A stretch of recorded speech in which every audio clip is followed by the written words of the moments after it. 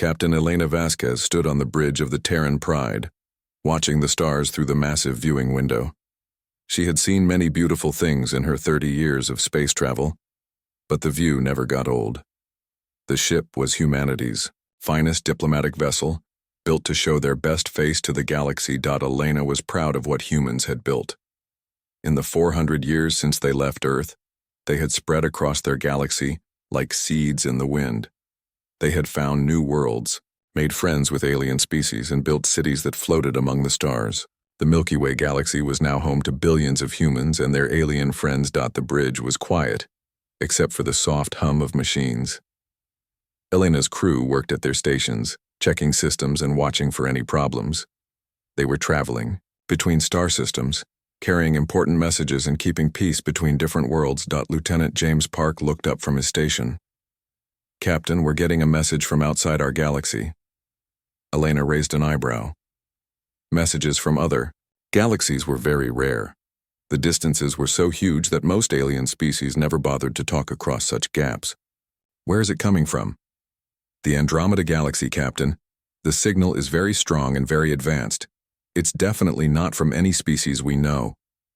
Elena felt her heart beat faster. First contact with a new galaxy was a big deal. "Put it on the main screen and start the translation systems." The main screen flickered to life, showing strange symbols that slowly changed into words as the ship's computers worked to understand them. Elena watched as the message took shape. The aliens called themselves the hegemony of superior intellects. They said they had been watching humanity for hundreds of years through their advanced telescopes and sensors. They knew about human cities, human ships, and human technology. Elena read the message carefully. At first, it seemed like a normal first contact greeting. The aliens said they wanted to invite humanity to join something called the Civilized Galaxies Alliance. This sounded like good news. But as Elena read more, her smile faded. The tone of the message was not friendly. It was the kind of voice adults used when talking to small children. The aliens said human achievements were cute and simple. They called human technology primitive but amusing. The message got worse. The aliens said they had watched human colonies and were not impressed. They thought humans were like children, playing with toys. They offered to teach humans how to be proper members of galactic society. Elena felt anger growing in her chest. The aliens were not offering friendship. They were offering charity, like rich people giving coins to beggars. Lieutenant Park read the message aloud to make sure everyone understood. "They say we would make good servants once we learn proper manners. They think we could help maintain their simpler machines and tend their gardens." The bridge fell silent. Elena's crew stared at the screen in shock. Dr. Sarah Ming, the ship's science officer, spoke first. "Captain, I think they're insulting us." Elena nodded slowly. The final part of the message was the worst insult of all. The aliens said they would graciously allow humans to work for them. They would let humans take care of their gardens and clean their machines. They said this was perfect for humanity's rustic nature. The word rustic hit Elena like a slap. It meant simple, backward, like farmers who had never seen a city. These aliens saw all of humanity as ignorant country people who needed guidance from their betters. "They don't know us at all," Elena said quietly. "They've been watching our frontier colonies and backwater settlements. They think that's the best we can do." Lieutenant Park looked confused. "But Captain, our colonies are amazing. We've built cities on airless worlds and farms in space. We've taught alien species to read and write. How can they call that primitive?" Elena understood the problem. The frontier colonies were impressive, but they were not humanity's greatest achievements.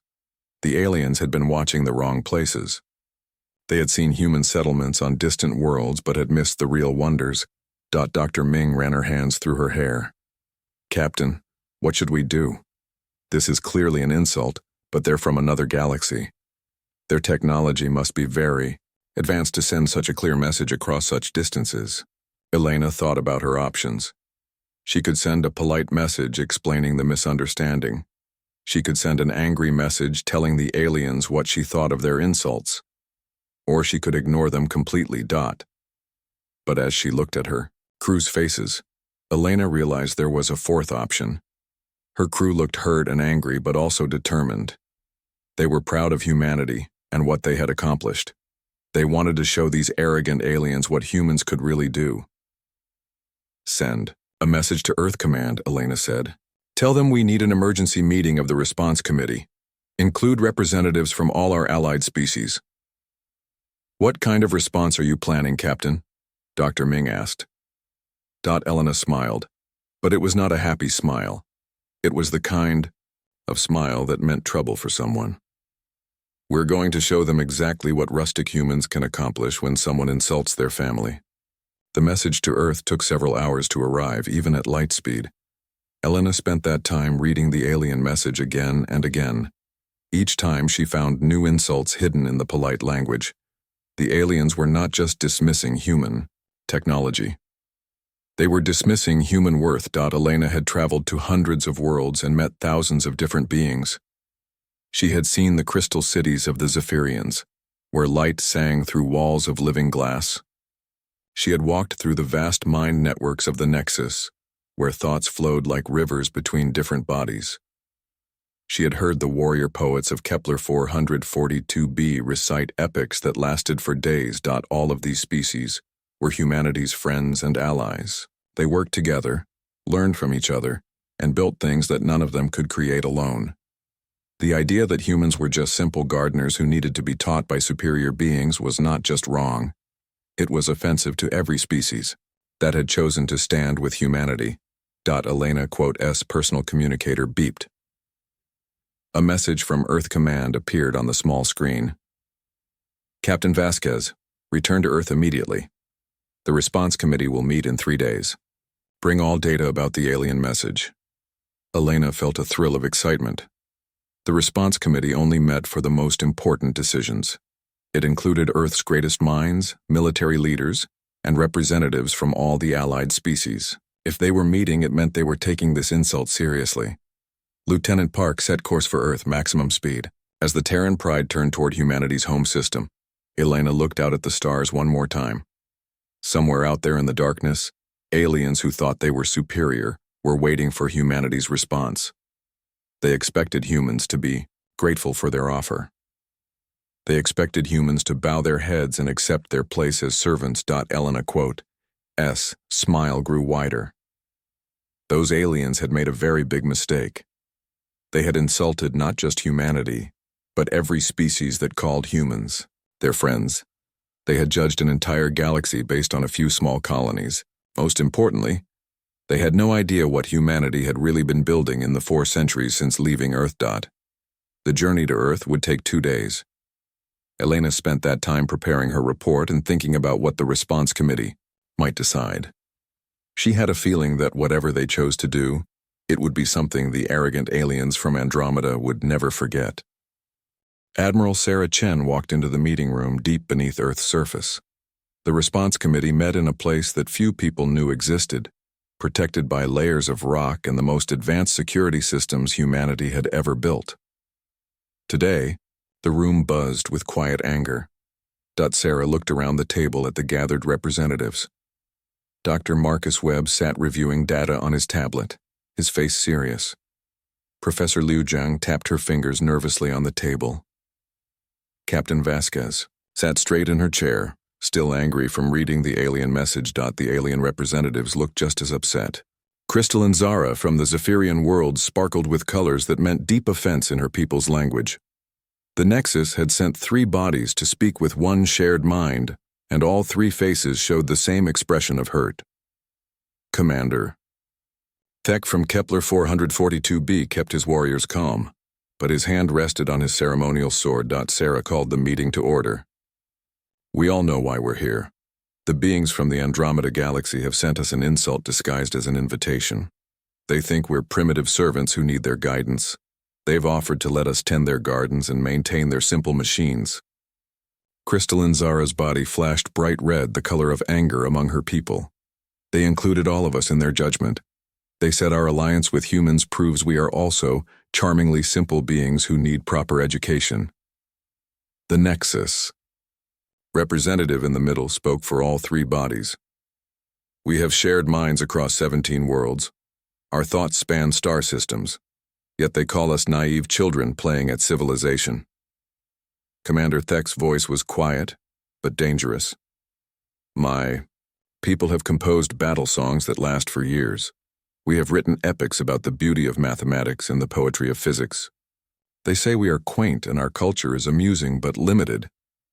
Dr. Marcus Webb looked up from his data. I've analyzed their transmission technology. It's advanced, but not as much as they want us to think. Their message traveled here using methods we understand. They're probably a few hundred years ahead of us, not thousands. Professor Liu Zhang nodded. I've been studying the cultural patterns in their language. Their society appears to be very rigid. They have strict rules about who can speak to whom. Innovation seems to come from the top down, not from creative individuals. Sarah listened to the reports with growing interest. So they're advanced, but not impossibly so. And their society might actually be holding them back from greater discoveries. Captain Vasquez spoke up. There's something else, Admiral. They've been watching our frontier colonies and outer settlements, places where we're just getting started, where we're still building basic infrastructure. They think that's the best humanity can do. Dr. Webb smiled for the first time since entering the room. They don't know about the core worlds. They don't know about the stellar engineering projects. They certainly don't know about the deep space installations. Sarah felt a plan forming in her mind. What if we invited them to visit? Not Earth, not the core worlds, but somewhere that would show them what humanity has really accomplished. The room fell silent as everyone considered this idea. Commander Thek leaned forward. What did you have in mind, Admiral? Sarah looked at each representative around the table. What if we showed them the project? The reaction was immediate. Professor Liu Zhang's eyes went wide. Dr. Webb sat back in his chair. Crystalline Zara's body cycled through several colors that meant surprise and excitement. The Nexus representatives all smiled at once. Captain Vasquez looked confused. What project? I don't know about any special project. Sarah realized that Captain Vasquez, despite her important role, didn't have the security clearance to know about humanity's greatest achievement. Very few people did, even among the allied species. It was the most closely guarded secret in the galaxy. Captain, what I'm about to tell you cannot leave this room without direct authorization from this committee. Do you understand? Elena nodded, seriously. Yes, Admiral. Sarah took a deep breath. For the past 200 years, humanity and our allies have been working on something unprecedented. We call it the Garden Project. It started as a simple idea about terraforming planets, but it grew into something much larger. Dr. Webb picked up the explanation. We discovered that we could do more than just change planets to support life. We could change entire star systems. We could move asteroids, redirect comets, even adjust the orbits of planets to create perfect conditions for life. Professor Liu Zhang continued. But we didn't stop there. We realized we could connect different star systems, create networks of life and consciousness that span hundreds of light years. We've been building something that has never existed before in the known universe. Crystalline Zara sparkled with pride. My people contributed our understanding of crystal-based communication networks. We can send thoughts and feelings across vast distances using crystalline structures grown in space. The Nexus representative explained their role. We provided the knowledge of how minds can join together while remaining individual. The network preserves each species' unique nature while allowing deep communication. Commander Thek spoke last. My people mapped the aesthetic principles. We ensured that everything we built was not just functional but beautiful. Every installation is a work of art that can be appreciated across species barriers. Captain Vasquez listened with growing amazement. How big is this project? Sarah smiled. The entire galaxy, Captain. We've been slowly, carefully converting the Milky Way into a single living system. Not destroying what was there, but enhancing it, connecting it, making it more than the sum of its parts. Elena's mouth fell open. The entire galaxy? Dr. Webb nodded. We've been very careful to hide our work. Most of it happens in empty space between star systems. We use cloaking technology that makes our installations invisible to normal sensors. Even people living in the affected systems don't realize what we've built around them. Professor Liu Zheng pulled up a holographic display showing the galaxy. Tiny points of light appeared throughout the spiral arms, connected by thin lines that pulsed with gentle colors. These are the network nodes. Each one connects to dozens of others. The whole system is alive and growing. Sarah looked at Captain Vasquez's stunned expression. The aliens from Andromeda said we should tend gardens. They have no idea that we've already turned gardening into the most advanced form of civilization ever attempted. Commander Thek's eyes gleamed. It would be poetic justice to show them what human gardeners have actually accomplished. Crystalline Zara flashed colors that meant agreement and anticipation. They will discover that they have been looking at the wrong examples of our abilities. The Nexus representatives spoke in unison. The question is whether we should reveal everything at once or let them discover the scope gradually. Sarah considered the options. If we show them too much at once, they might panic and become aggressive. If we show them too little, they might not understand the message. Dr. Webb had an idea. What if we invite them to visit one of our outer installations? Something impressive but not overwhelming. Let them think they've discovered our secret, then gradually reveal that there's much more. Elena spoke up. Admiral, there's something poetic about using their own insult against them.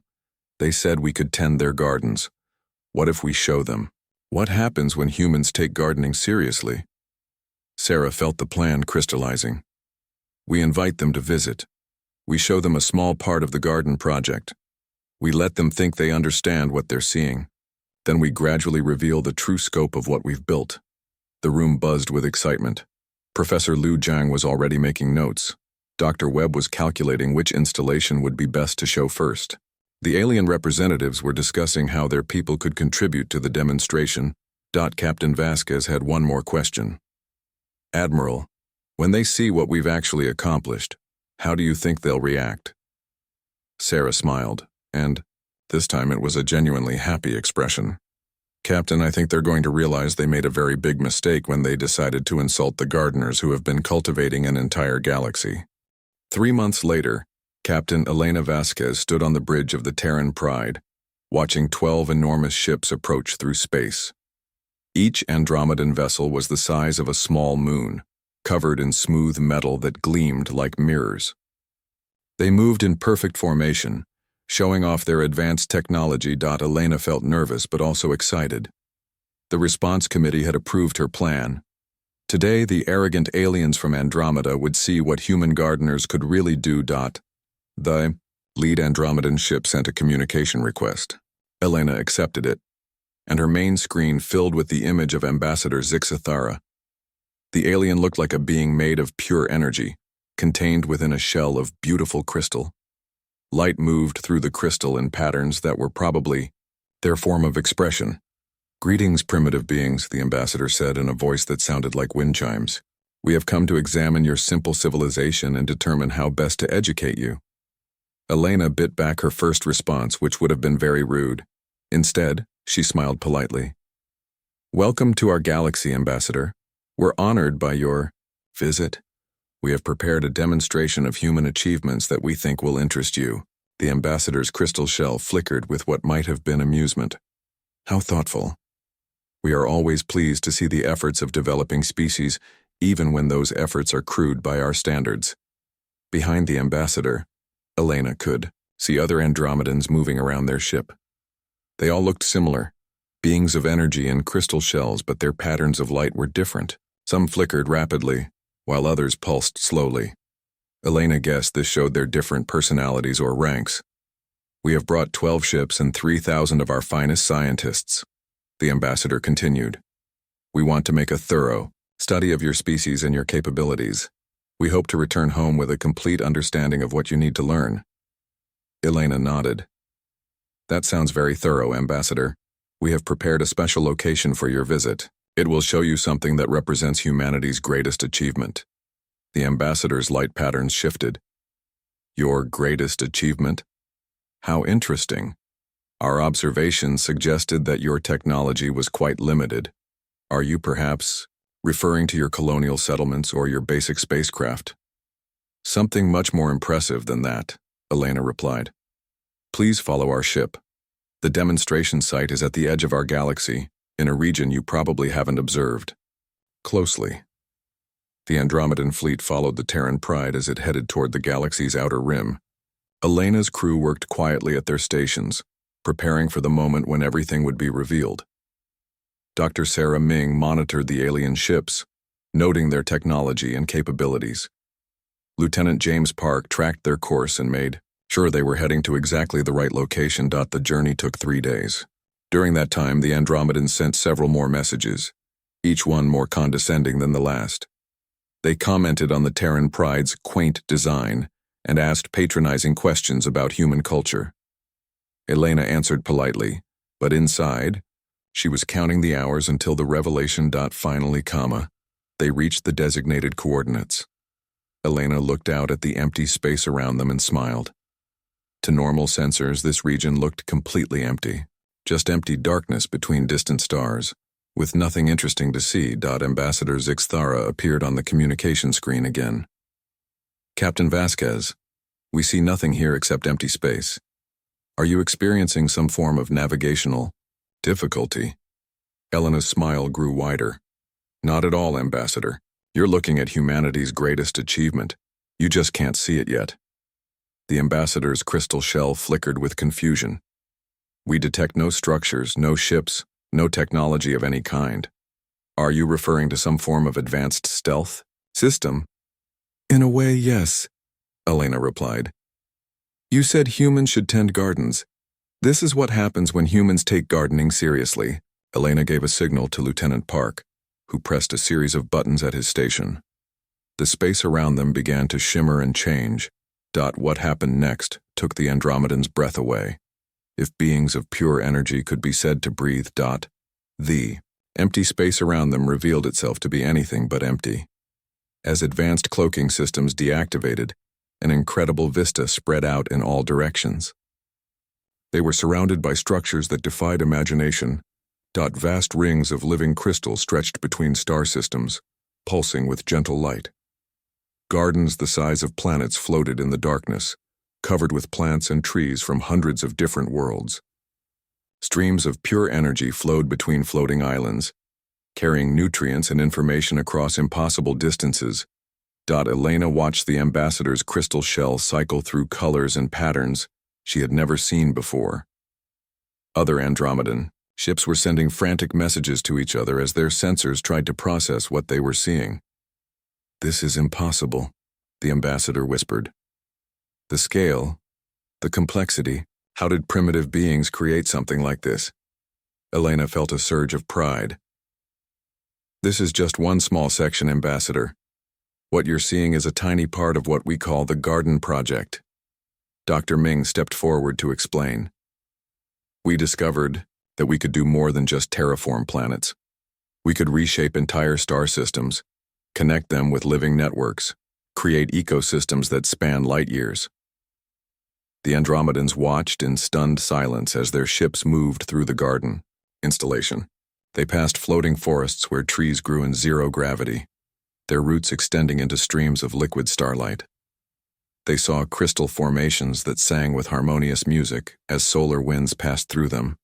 They observed creatures that existed only in the vacuum of space, feeding on cosmic radiation and dancing among the stars. Lieutenant Park pointed to a structure in the distance. That habitat ring houses 17 different species working together on biological research. The plants you see growing on its surface produce oxygen for species that need it, while also processing cosmic radiation into usable energy. Ambassador Zixithara's voice was barely audible. How long have you been building this? Elena exchanged glances with her crew. 200 years for this installation specifically, but the project as a whole has been going on much longer. Project? As a whole? The ambassador's crystal shell was now pulsing with rapid, erratic patterns. You mean there are more installations like this?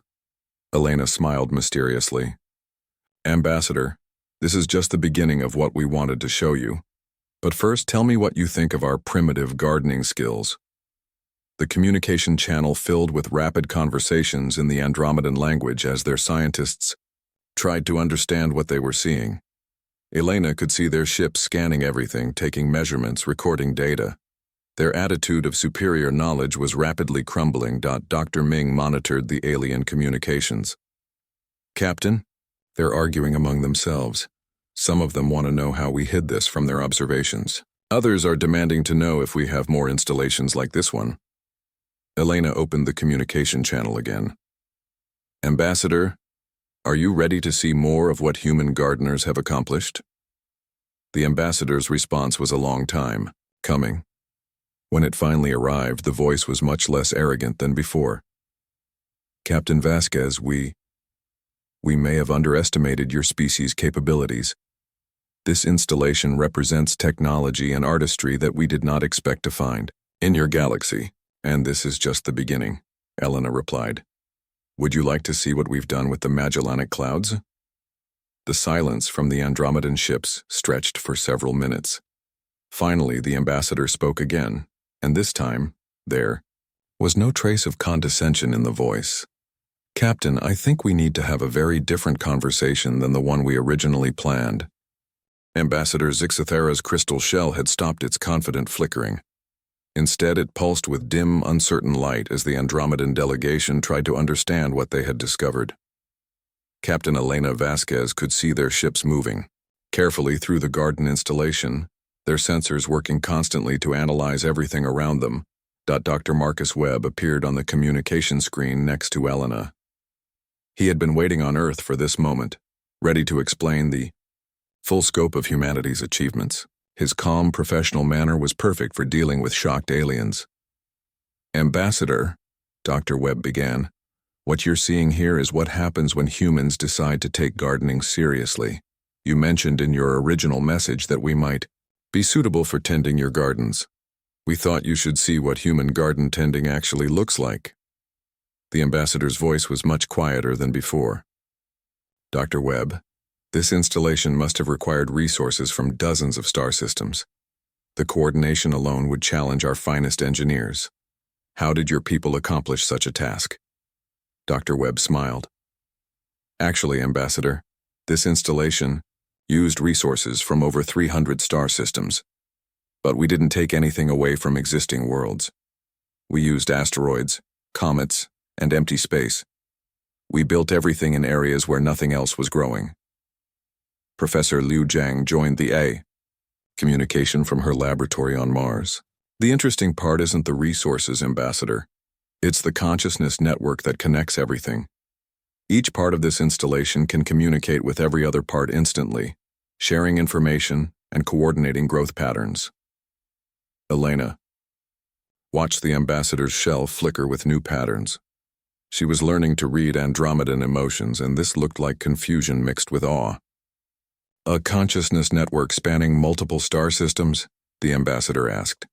"That would require quantum communication methods we have only theorized about." Crystalline Zara appeared on the screen, her body sparkling with pride. "My people contributed our crystal-based communication technology. We grow communication crystals in space, connecting them across vast distances. Thoughts and feelings can travel instantly from one end of the network to the other." The Nexus representative joined the conversation, speaking through all three of their bodies at once. "We provided the knowledge of collective consciousness while maintaining individual identity. Every species in the network keeps its unique nature while sharing in the larger whole." Commander Thek from Kepler 442 B added his perspective. "My people ensured that everything built was not just functional but beautiful. Every structure follows aesthetic principles that can be appreciated by different species. Art and science work together in perfect harmony." Ambassador Zixathera was quiet for a long moment. When the alien finally spoke, the voice was completely different from their first arrogant greeting. "You have created something extraordinary here, but I must ask, is this the only installation of its kind?" Elena and Dr. Webb exchanged glances. They had been waiting for this question. "No, Ambassador," Elena replied. "This is just one of many. Would you like to see some of the others?" Dr. Webb activated a holographic display that showed the entire Milky Way galaxy. As the three-dimensional image rotated slowly, points of light began appearing throughout the spiral arms, first dozens, then hundreds, then thousands. These are all garden installations, Dr. Webb explained. Each one is unique, designed for its specific location and the species that live nearby. Some are research stations. Others are artistic projects. Many are combinations of both. Professor Liu Jiang highlighted different regions of the galaxy. We've been very careful to work slowly and hide our progress. Most beings living in the galaxy don't realize that their star systems are now connected to a vast living network. The B. Ambassador's shell was cycling rapidly through colors Elena had never seen before. The entire galaxy? You've connected your entire galaxy into a single network? Not just connected, Elena replied. Enhanced. Every star system in the network works better than it did alone. Planets are more fertile. Stars burn more efficiently. Life thrives in ways it never could naturally. Commander Thek spoke with quiet pride. We didn't conquer our galaxy, Ambassador. We cultivated it. We turned it into the largest garden ever created. Dr. Webb activated another display. This one showed the Magellanic Clouds, the small galaxies that orbited the Milky Way. They were covered with the same network of lights. We've been expanding beyond our home galaxy for 50 years, Dr. Webb explained. The Magellanic Clouds now serve as nurseries where we develop new forms of life and test new garden techniques. Ambassador Zixithara's voice was barely a whisper. How far does this project extend? Elena smiled. Further than you might expect. We've been sending seed ships to distant galaxies for over a century. They travel very slowly, taking hundreds of years to reach their destinations. Once they arrive, they begin the process of cultivation. Dr. Webb pulled up a star map that showed the local group of galaxies.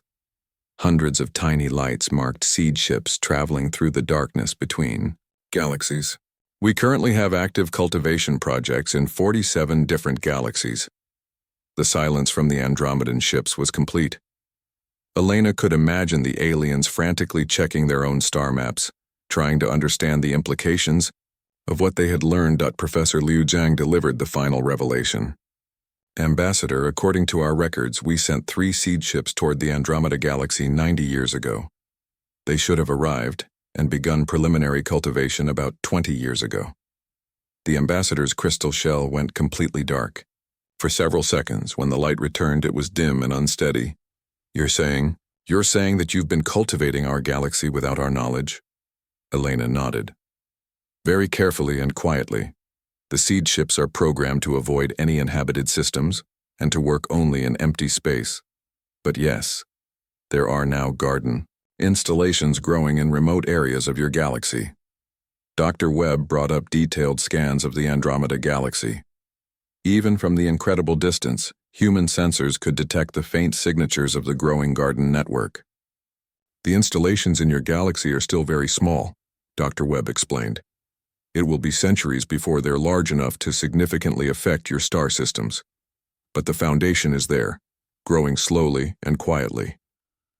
Commander Thek spoke with the tone he used for his most important poems. Ambassador, you came here believing that humans were primitive gardeners who needed your guidance. But you have been living in our garden for 20 years without realizing it. The communication channel fell silent.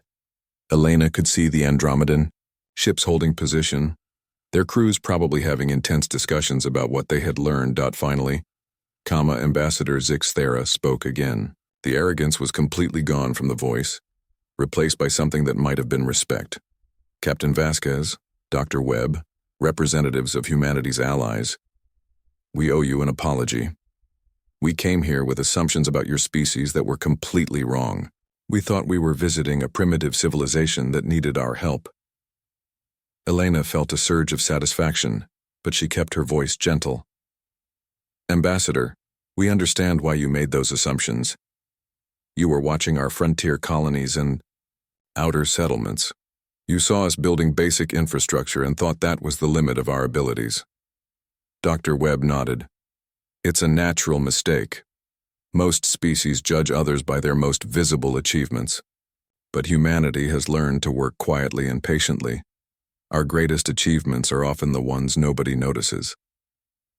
Ambassador Zixthera's shell pulsed with new patterns that Elena was starting to recognize as admiration. Your species has redefined what it means to be an advanced civilization. You haven't just developed technology, you've developed wisdom. Professor Liu Zhang smiled. We prefer to think of it as good gardening technique, Ambassador.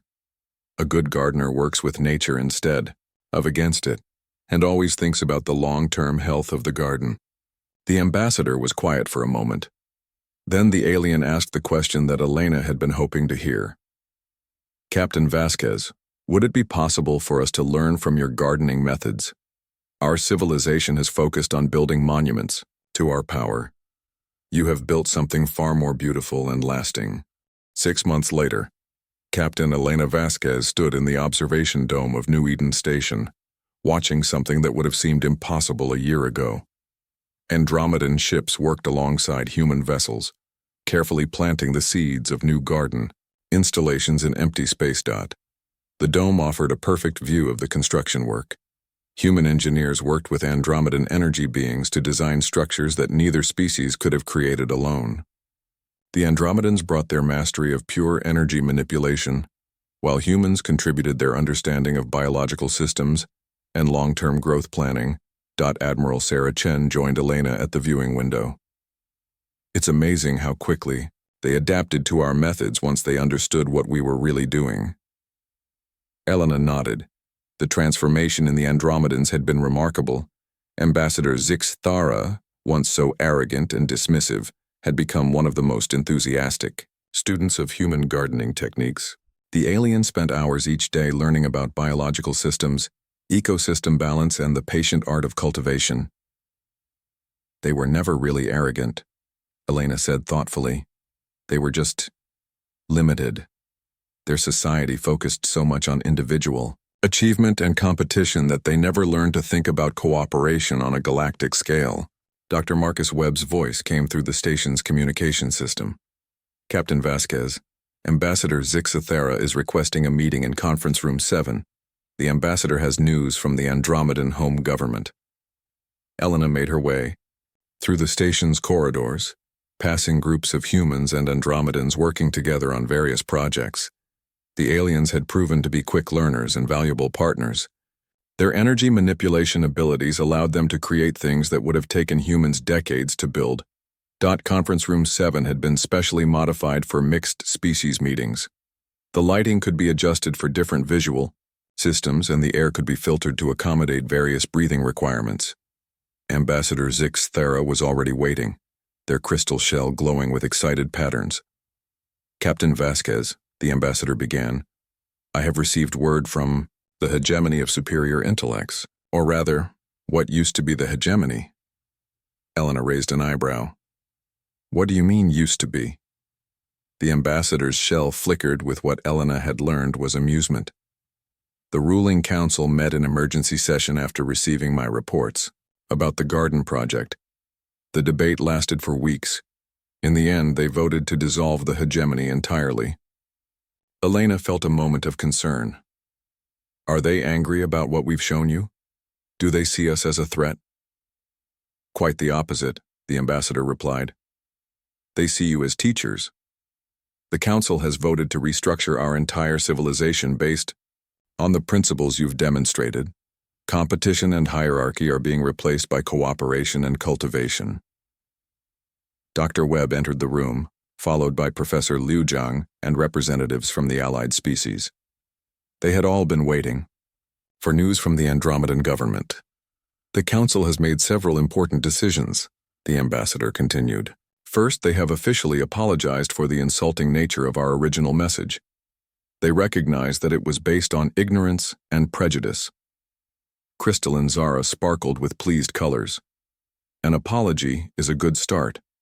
But what matters more is what they plan to do differently. The ambassador's shell grew brighter.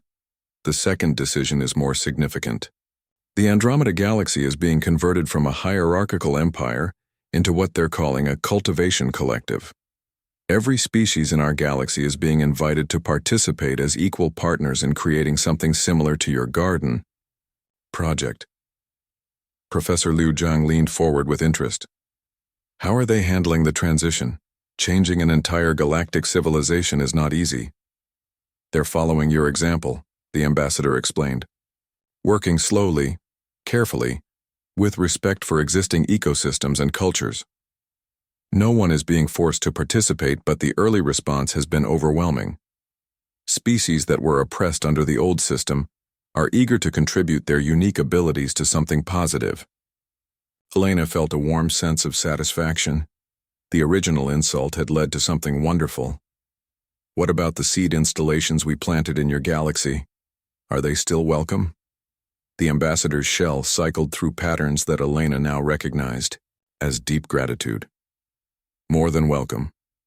They're being used as teaching examples to show our people how true cultivation works. The installations have become pilgrimage sites where beings from across our galaxy come to learn. Dr. Webb had been taking notes throughout the conversation.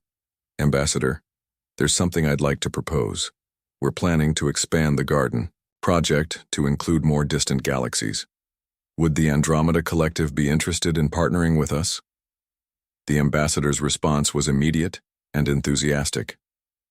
Dr. Webb, that's exactly what I was hoping you would ask. The collective would be honored to work with humanity and your allies on such a project.